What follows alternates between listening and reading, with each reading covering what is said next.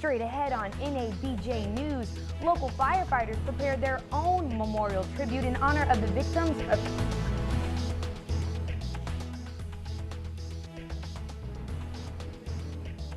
New York City is still under high surveillance for the opening of their memorial. Those stories and more coming up. Your NABJ News starts now.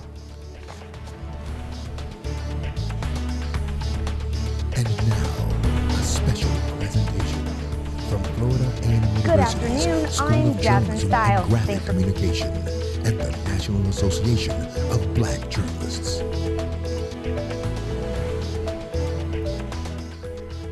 Good afternoon, I'm Jasmine Style. Thanks for being with us. Our first story, just one day before the unveiling of the 9/11 memorial at Ground Zero, local firefighters have prepared their own tribute. Firefighters say they uphold the memory of their brothers that have fallen and those who will continue their legacy. Scott McAdams, captain of the station, says tomorrow will feel different. Of course, we didn't go through it like they did, but we're all brothers in the organization, so we all feel that pain that they have. So it will be different for us tomorrow. At 7 a.m., the Tallahassee Fire Department will escort a steel beam from the World Trade Center to the Capitol. The ceremony will begin at 8:30. Security checks were already ramped up ahead of the 9/11 anniversary in New York City and Washington, D.C. But a new terror threat has propelled those efforts into overdrive. CNN reporter Susan Candiotti reports.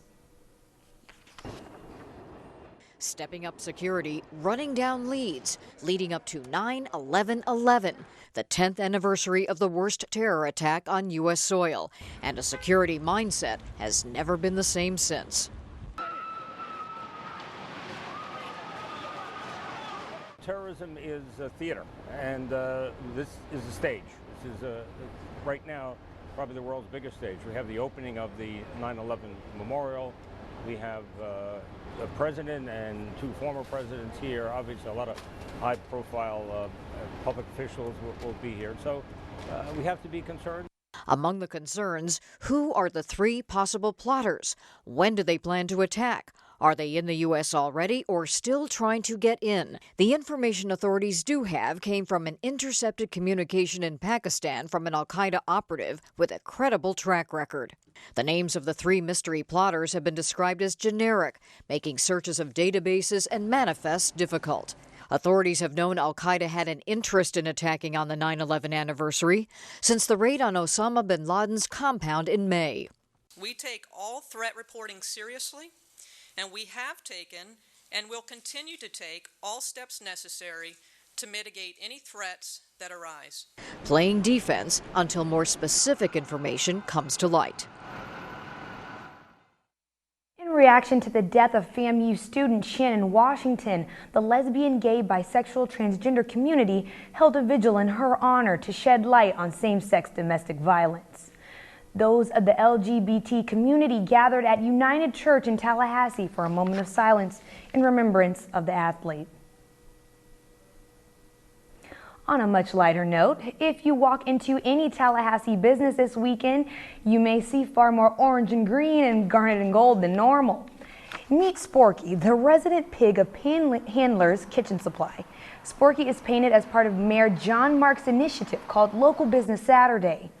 The program urges store owners to dress up their businesses to strengthen the local economy through their Rattler Noles Pride. So now he's a pigskin. He's a football and he's a Tallahassee boy, so he's half FAMU, half FSU. He can't really decide, orange and green or garnet and gold, so he's both. So now, the initiative encourages fans of the local business to vote by posting their choice on Local Business Saturday's Facebook page. The store with the most votes gets bragging rights and, of course, lots of business.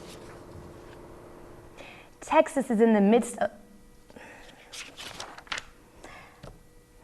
Tallahassee current condition is 88 degrees with a high of 91 and partly cloudy skies. Tonight will be a lot cooler with lows around 59 degrees. Tomorrow will be a high of 91 and a low of 61 degrees. And now for sports news.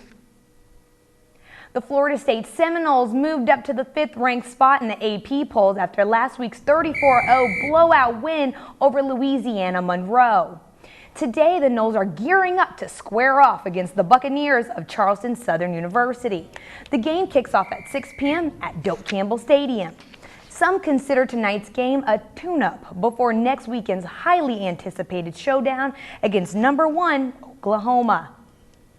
Well, that's going to do it for us. I'm Jasmine Style. Thanks for watching and have a peaceful weekend.